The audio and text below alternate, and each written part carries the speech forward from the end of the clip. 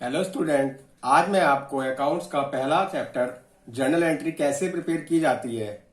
वैसे तो journal entry के लिए 3 गोल्डन रूल होते हैं जो लगभग सभी स्टूडेंट को पढ़ाए जाते हैं और उसी के बेस पर जर्नल एंट्री प्रिपेयर करना सिखाया जाता है। आज मैं आप लोगों को विदाउट गोल्डन रूल्स के जर्नल एंट्री सिखाने का प्रयास करूंगा। ऐसे स्टूडेंट भी सीख सकेंगे जिनको 3 गोल्डन रूल्स समझ में नहीं आते हैं, या ऐसे स्टूडेंट जो नॉन कॉमर्स बैकग्राउंड के होते हैं, जो सीधे बीकॉम करते हैं, अर्थात 11th एंड 12th में अकाउंट नहीं पढ़ा होता है। चलिए अब हम शुरू करते हैं। स्टूडेंट इसमें देखिए, इसमें कुछ थोड़े से रूल होते हैं, जैसे कुछ वर्ड होते हैं, उन वर्ड जो अकाउंटिंग से रिलेटेड वर्ड होते हैं वो समझाए जाते हैं पहले। जैसे कि डेबिट, डेबिट हो गया। इस डेबिट का एक नाम और होता है, डेबिट शॉर्ट फॉर्म में लिखते हैं DR करके, पीछे डॉट और उसके आगे 3 डॉट लगाए जाते हैं। और इसका एक नाम और होता है जिसको हम बाई बोलते हैं। इसके बाद आता है credit. Credit equal to credit लिख के शॉर्ट फॉर्म में इसके आगे 3 डॉट लगाए जाते हैं। और इसका एक नाम और होता है टू। इसमें एक वर्ड यूज होता है कैरिड फॉरवर्ड, जिसको शॉर्ट फॉर्म में हम C/F बोलते हैं। Brought forward, carried down, brought down, लिजर folio, account, being/4। Carried forward short form में लिखा रहता है C/F, brought forward B/F, carried down C/D, brought down B/D, लिजर folio LF। Account को शॉर्ट फॉर्म में A/C, इसे AC नहीं बोलते, इसको अकाउंट बोलेंगे अकाउंटिंग लैंग्वेज में। being/4 अर्थात एक नरेशन बनाई जाती है एंट्री में। उस नरेशन को बनाने के लिए हम बीइंग या फोर किसी एक वर्ड का यूज करते हैं। अगर माना सपोज करो हमें 10 एंट्री प्रिपेयर करनी है, तो अगर हमने पहले एंट्री में बीइंग का प्रयोग कर लिया है तो बाकी 9 एंट्री में भी हम बीइंग का ही प्रयोग करेंगे। यहाँ पे हमारे पास ऑप्शन नहीं होता कि हम पहले 10 एंट्री अगर प्रिपेयर कर रहे हैं उसमें 5 में बीइंग लगा दें, 5 में फोर लगा दें। अगर पहली उसमें एंट्री में आपने बीइंग लगा लिया है तो बाकी में भी आपको बीइंग ही लगाना पड़ेगा। ठीक है, अब आगे चलते हैं।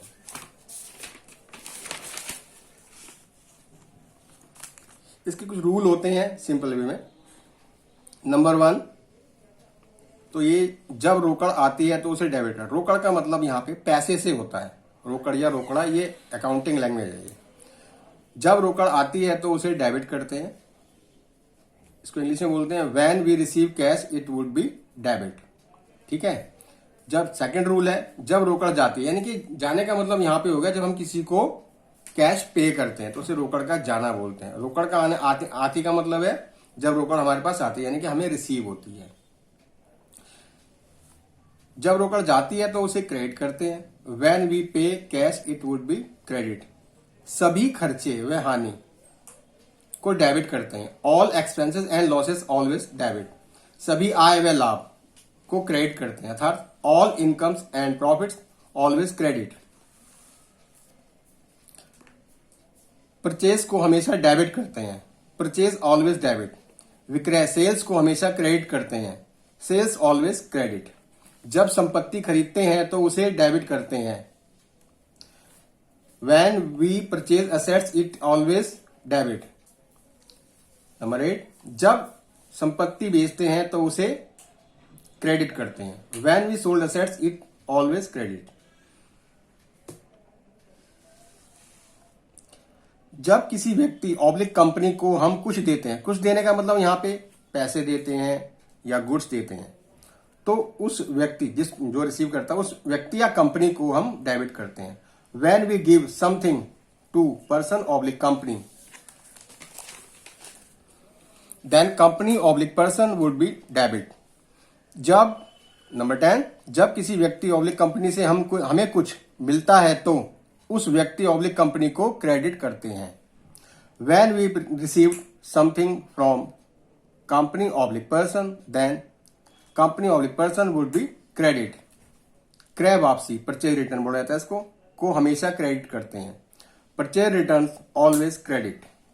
नंबर 12, विक्रय वापसी सेल्स रिटर्न को हमेशा क्रेडिट डेबिट करते हैं। Sales return always debit.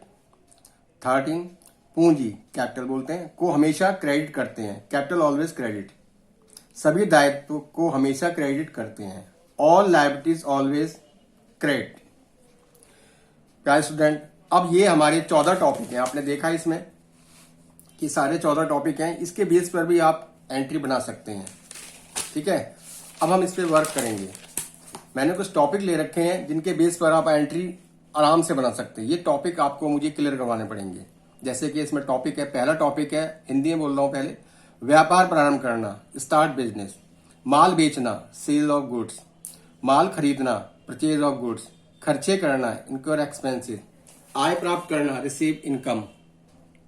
क्रय वापसी, परचेज रिटर्न। विक्रय वापसी, सेल्स रिटर्न। संपत्ति खरीदना, परचेज ऑफ असेट्स। संपत्ति बेचना, सेल ऑफ असेट्स। माल का ऑर्डर देना या मिलना, give oblique receive an order of goods. आहरण करना, ड्रॉइंग्स। माल ऑब्लिक रोकड़ दान में देना, cash oblique goods given for donation और चैरिटी। माल ऑब्लिक रोकड़ चोरी होना, कैश ऑब्लिक गुड्स स्टोलन। रुपया मिलना या रुपया देना, रिसीव कैश एंड पे कैश। छूट देना, छूट मिलना, allow discount and discount receive. ये 15 हमारे टॉपिक हैं। इन्हीं टॉपिक को क्लियर कराया जाएगा पहले। जब ये टॉपिक आपके क्लियर हो जाएंगे तो आप किसी भी बुक से कोई सा क्वेश्चन सॉल्व बड़ी इजी वे में कर सकते हैं।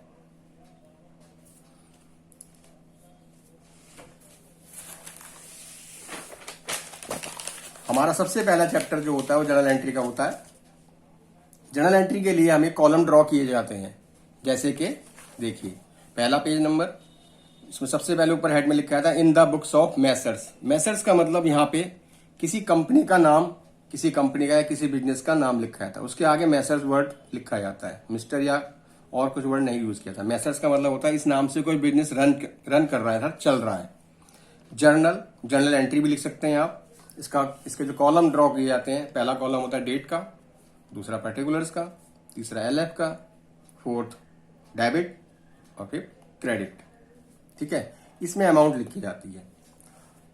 डेट का सिस्टम क्या होता है, आप किसी भी ईयर जो आपको क्वेश्चन में दिया है, पहले ईयर डाल देंगे और वो एक पेज के लिए एक बार ही लिखा जाता है। बार बार उस ईयर को लिखने की जरूरत नहीं होती है। अब जिस मंथ में बिजनेस स्टार्ट हो रहा है उस मंथ के नाम लिख देंगे। उसके शुरू के 3 डिजिट आप लिख सकते हैं। जनवरी का जैन, फेब, मार्च, इस तरीके से। और उसके बाद डेट डाल देंगे। जनवरी मंथ चल रहा तो कॉमा लगा के आप उसमें डेट लिख सकते हैं जो आपकी दी हुई है। ठीक है, माना यहाँ पे पूरी एंट्री अपने प्रिपेयर कर ली, उसके बाद पेज आपका पूरा भर गया है, फिल हो गया है। तो यहाँ पर रूल होता है कि इसका टोटल किया जाता है। टोटल करके इसको लिखा जाता है C/F, कैरिड फॉरवर्ड, जो मैंने पीछे आपको अभी ये यहाँ पे बताया था, कैरिड फॉरवर्ड। इस वर्ड का यूज यहाँ पे किया जाता है।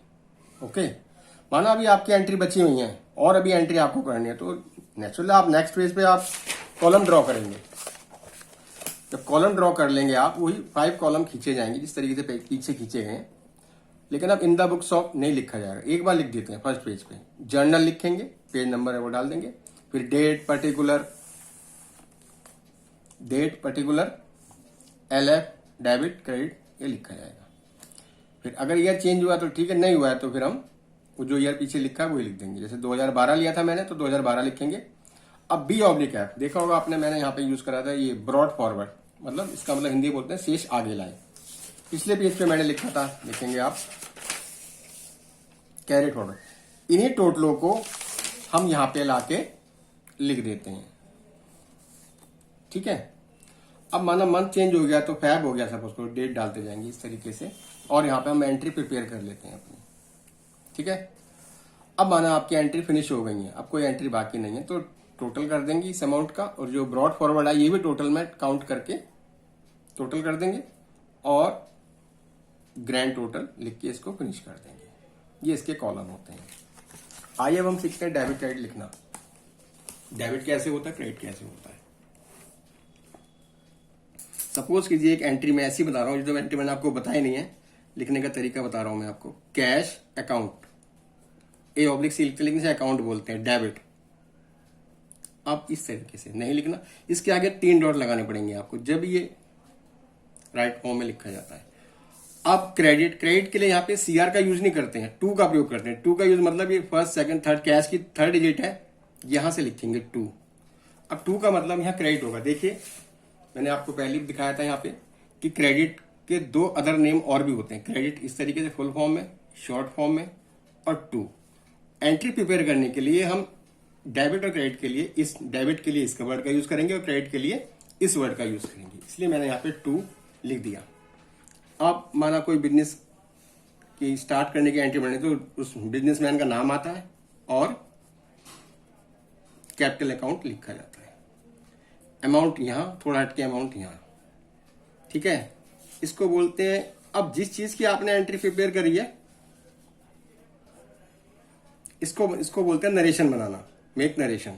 बीइंग लगाएंगे, यहां भी मैंने आपको बताया था कि being oblique for use anyone to make narration, किसी, ठीक है, किसी एक का प्रयोग करेंगे। तो मैंने यहां पे बीइंग ले लिया है, तो अब मैं बीइंग का ही प्रयोग करूंगा। बीइंग, अब जिस चीज की हमने एंट्री पास करी है उसकी डिटेल लिख देते हैं। बीइंग बिजनेस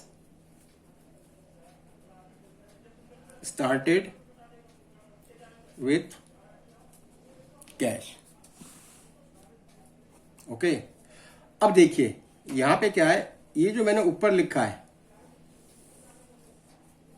इसको बोलेंगे डेबिट करना, ठीक है। अब ये जो मैंने लिखा है ये इसको बोलेंगे क्रेडिट करना। समझ में आया आपको, नहीं आया? ठीक है, तो इस तरीके से जब मैं बोलूंगा कि इसको डेबिट करना है तो इसका मतलब ऊपर लिखना है, जब मैं क्रेडिट बोलूंगा तो टू करके उसको जो बताऊंगा वो लिखना है। तो डेबिट का मतलब ऊपर करना, नीचे का मतलब होता है क्रेडिट करना, ओके। चलिए अब मैंने आपको टॉपिक बताए थे,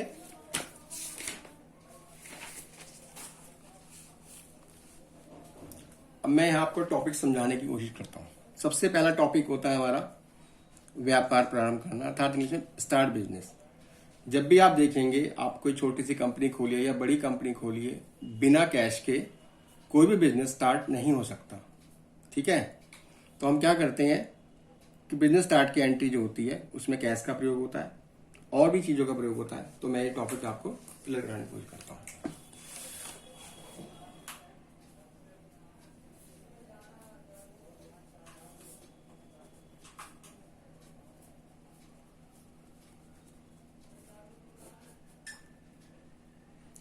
इसका छोटा सा फॉर्मूला होता है, इसका होता है कैश अकाउंट डेबिट टू। अब जिस बंदे ने बिजनेस स्टार्ट करा उसका नाम डाल देंगे जो क्वेश्चन के अंदर गिवन होता है। अगर क्वेश्चन के अंदर नाम नहीं दिया हुआ है तो हम यहाँ पे उसका नाम नहीं लिखेंगे और उसके साथ कैपिटल वर्ड जोड़ देंगे, कैपिटल अकाउंट। अमाउंट यहाँ आएगी, थोड़ी हट के अमाउंट यहाँ आएगी। इसको बोलेंगे narration. Being business started with cash. देखते हैं अब इस टॉपिक पे हम वर्क करते हैं।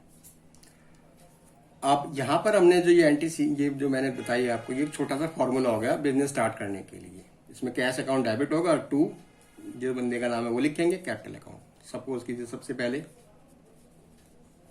राम स्टार्टेड बिजनेस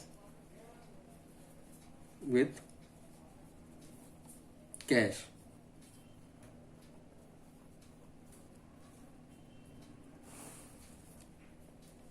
हिंदी में बोलेंगे राम ने व्यापार प्रारंभ किया, ठीक है। अमाउंट वही 5 लाख, ठीक। अब देखिए इसकी एंट्री कैसे पास करेंगे। बिजनेस स्टार्ट करने वाला कौन है? वो है राम। राम है और अमाउंट कितनी है? 5 लाख, ओके। अब देखिए इसी फॉर्मूले को हम यहां पे यूज करेंगे। कैश अकाउंट डेबिट टू, ठीक है। अब यहां पे देखो मैंने ब्लैंक छोड़ा हुआ है, यहां पे ये जो नेम है या ये नेम है ये आ जाएगा, लेकिन यहां पे इंग्लिश में ही लिखना पड़ेगा। Ram capital account, 5 lakh debit और 5 लाख क्रेडिट। अब इसको बोलते हैं नरेशन, बीइंग। अब देखिए नरेशन आप यहीं से ले सकते हैं, ये देखिए यहां पे इस वर्ड से उठा सकते हैं, बीइंग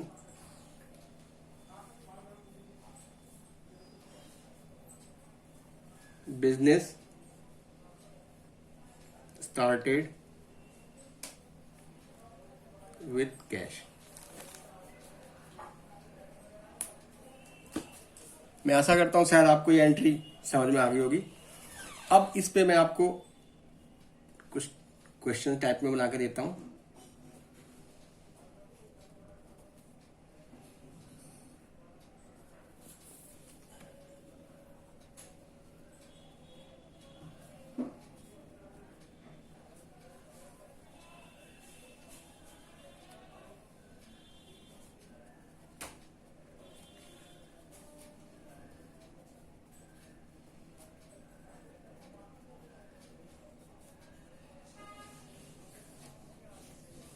ठीक है,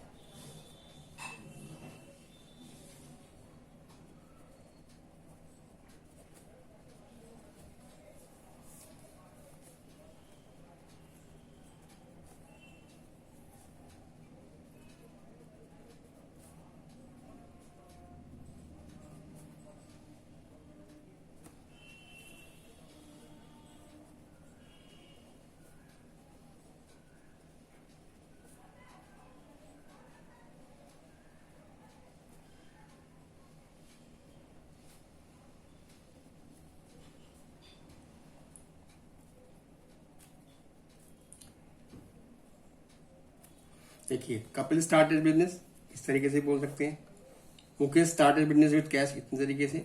हिंदी में बोल दिया कपिल ने व्यापार प्रारंभ किया, हिंदी में बोला ये वाला मुकेश ने व्यापार प्रारंभ किया। अब आप यहां पे देखेंगे कपिल, कपिल आ गया और ₹10 लाख। तो इस एंट्री के अकॉर्डिंग आप इसको बनाते हैं, कैश अकाउंट डेबिट कॉमन रहेगा टू राम। अब इस जैसे मैंने यहाँ पे राम यूज करा, अब यहाँ पे कपिल वर्ड यूज किया जाएगा, कपिल कैपिटल। और यहाँ पे इसमें अमाउंट थी 5 लाख और इसमें अमाउंट है 10 लाख, तो मैं यहाँ 10 लाख शो कर दूंगा। ओके, नेक्स्ट है इसमें भी, अब यहाँ पे मुकेश और ये, तो cash account debit to Mukesh capital account. ठीक है, तो मैं आशा करता हूं शायद थोड़ा बहुत समझ में आया होगा। अब बिजनेस स्टार्ट करने का एक टॉपिक और होता है। ठीक है, अभी तो यहां पर हमने बिजनेस सिर्फ एक ही चीज से शुरू करा है, एक ही चीज से शुरू करा है हमने। ठीक है, वैसा मैं आपको नेक्स्ट वीडियो में मैं आपको इसी टॉपिक को कंटिन्यू करूंगा।